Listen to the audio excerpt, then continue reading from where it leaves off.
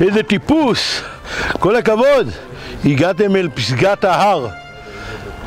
עכשיו נשמו עמוק ואמרו לי, הייתם מוכנים לבנות את ביתכם על לא ההר געש?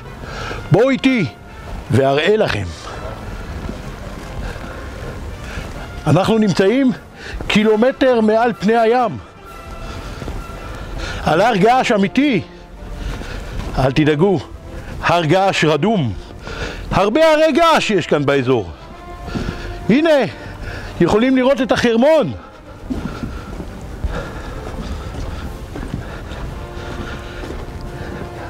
האם אתם מזהים את בתי מרום גולן?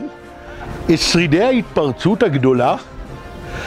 אנחנו, הוולקנולוגים, סבורים שפקק של בזלת גדולה חסם את הר הגעש, וללבה לא הייתה ברירה אלא לפרוץ את דופן ההר ולהסיע איתה את כל הדופן, ושם נבנה קיבוץ מרום גולן.